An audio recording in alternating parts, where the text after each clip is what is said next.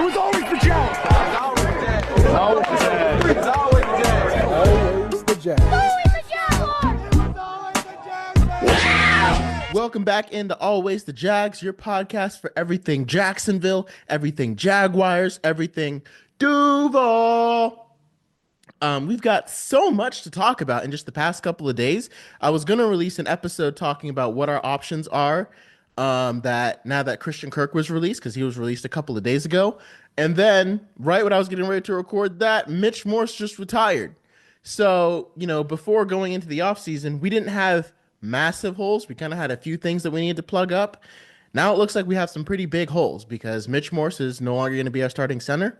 Christian Kirk was a starting receiver that we now have to replace.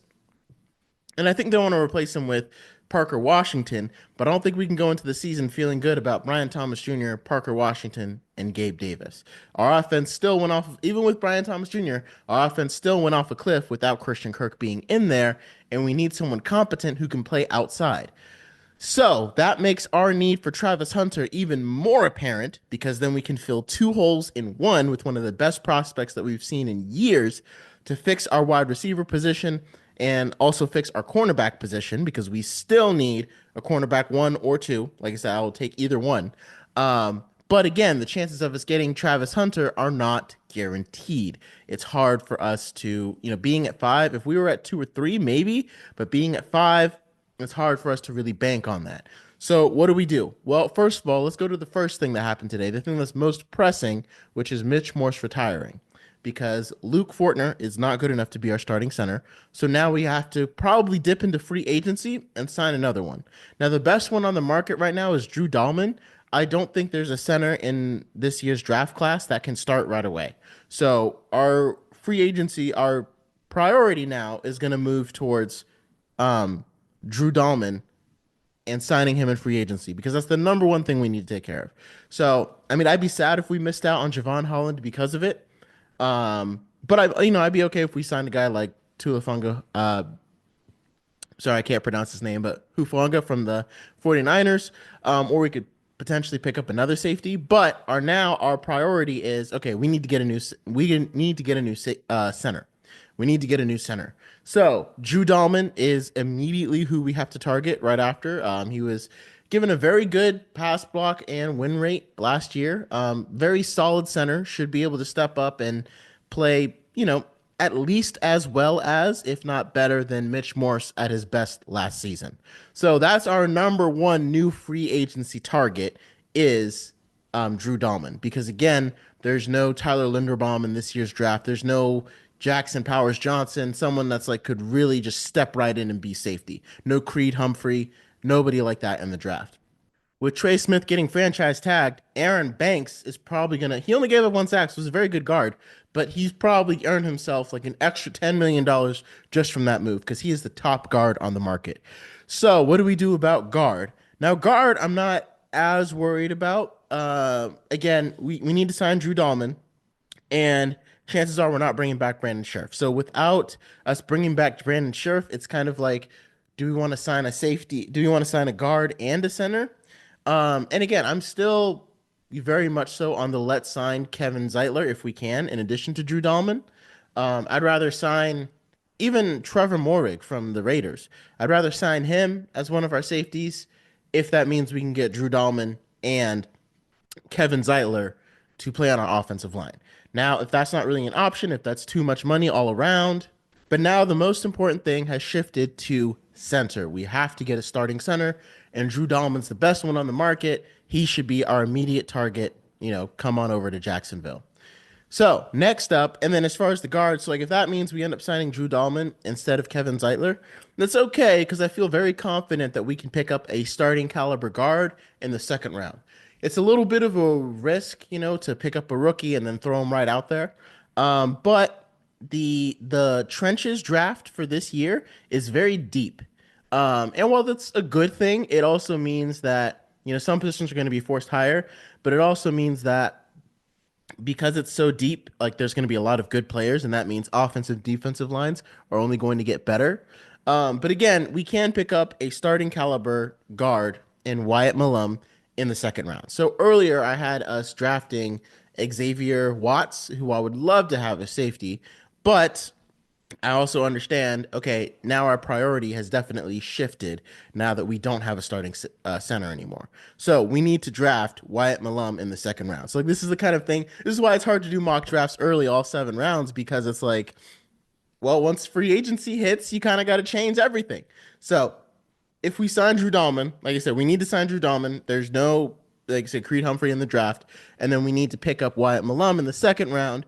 And there should be some other guards there that will fall out of the first round. There's a lot of guards or offensive linemen that have first round grades on them that can fall out of the first round that we could pick up in the second round, and to keep our offensive line continuity going, or to keep our offensive line built up.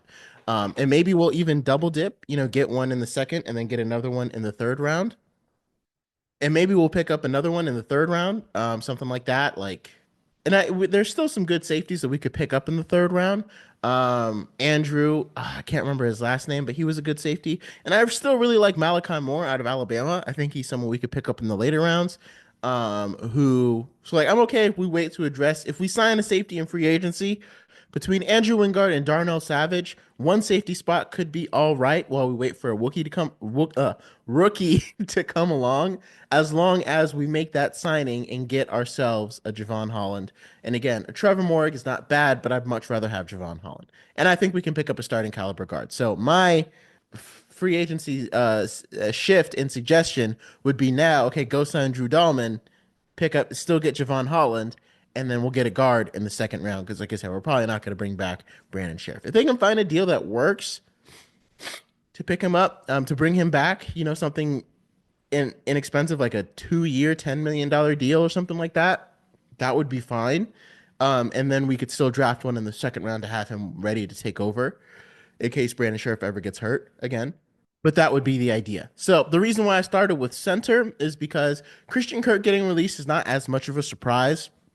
And I didn't think that was going to be, not gonna say like as big of a deal, but again, it's not that much of a surprise. And we were kind of already ready for it. The Mitch Morse retiring thing is a completely different new situation that we're now in, right? So center now has to take priority. And because of that and because of that release of Christian Kirk, again, it makes us need Travis Hunter even more.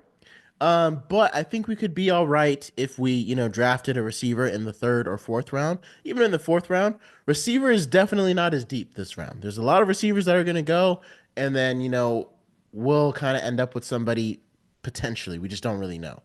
Now, there's a guy that also got released, and Tyler Lockett, who I wouldn't be upset with. Honestly, he had a better year than Gabe Davis, right? So I think you could do a lot worse than Tyler Lockett, Parker Washington, and Brian Thomas Jr. as your starting three. And Tyler Lockett won't be very expensive either. And he'll have that field stretching element, but he'll also he'll have a distinct role as the outside receiver. So we'll have 2 outside receivers, and then Parker Washington will play the slot. And I do think he's ready to play the slot full time. Now, the only issue we have, and also Parker Washington, now the only issue we have though is we don't I would love to have a big body possession type receiver, like a DeAndre Hopkins type. And we could just sign DeAndre Hopkins, but he didn't really do much in this Chiefs Super Bowl run either.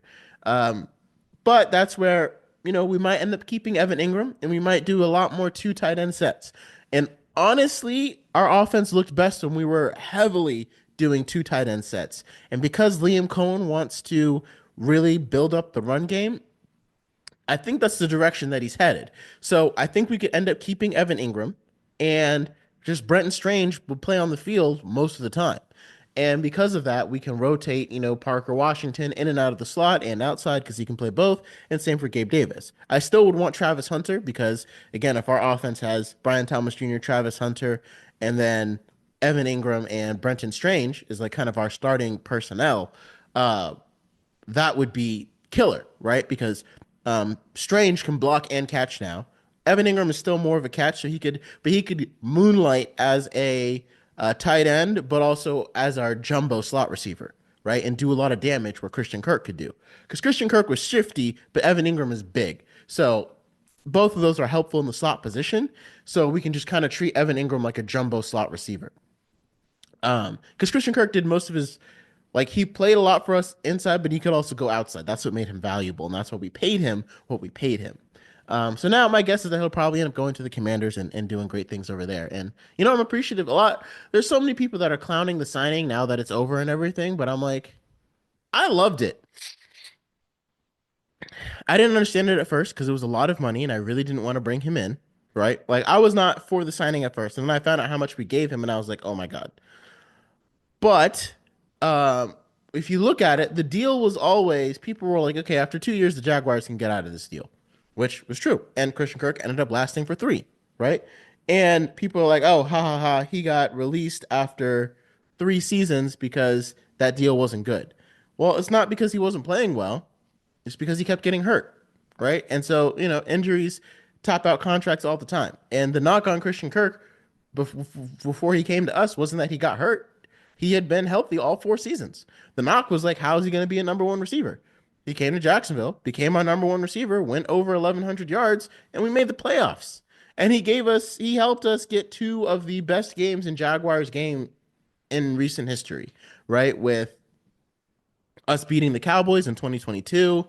That was a fantastic game that I was able to go to and enjoy. And we made the playoffs because we had Christian Kirk, and we beat the Chargers in the playoffs because we had Christian Kirk. Yeah, everything's kind of fallen apart since then, and it's been very hard to watch.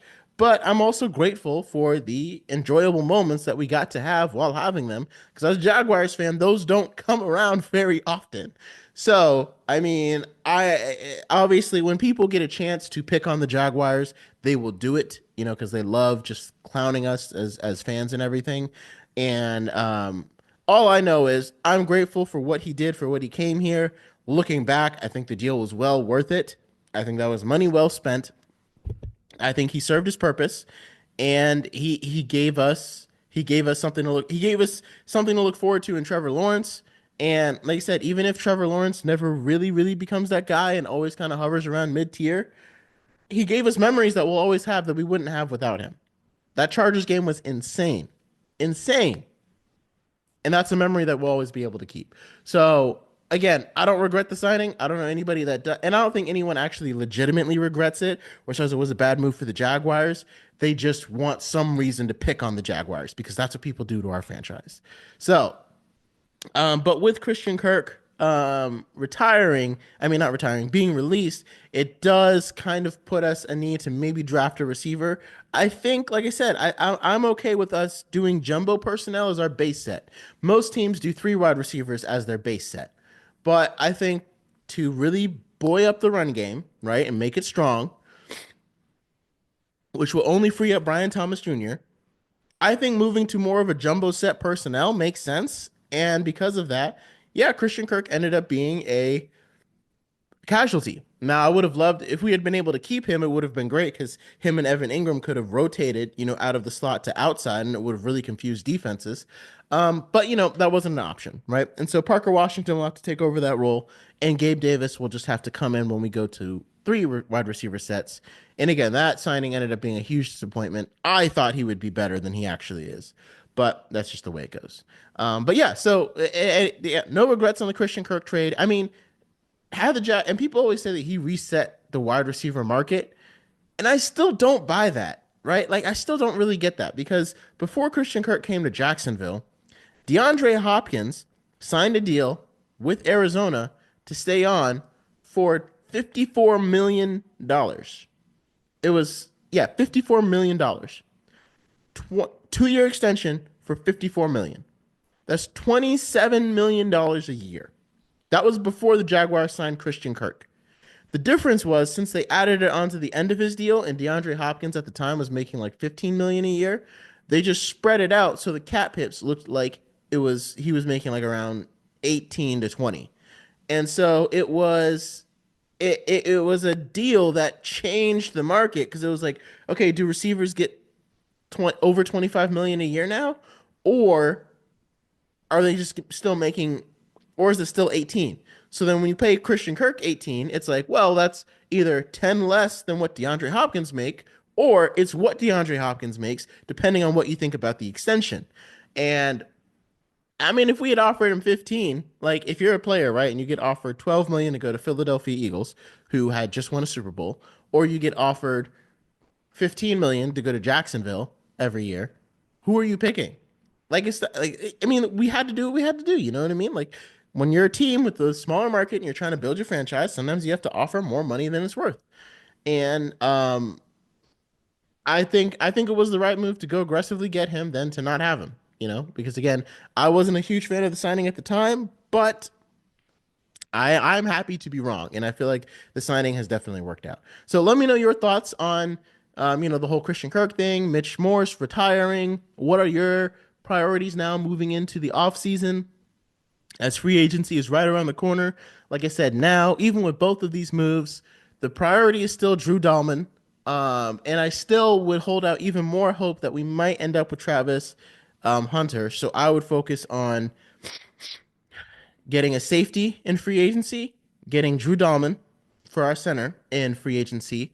And if we don't end up with Travis Hunter, if someone offers to like move up for us and we can come back and get Will Johnson, maybe we can pick up a receiver later on.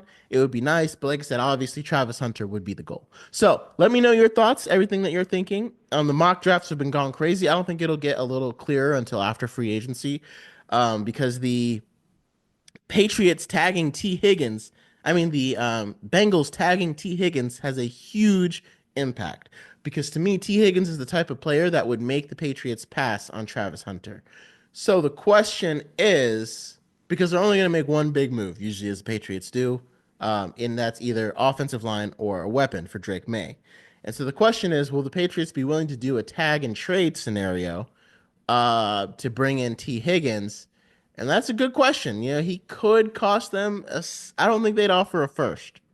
I don't think they'd offer a first. They would maybe give up their second for him because they know he needs weapons.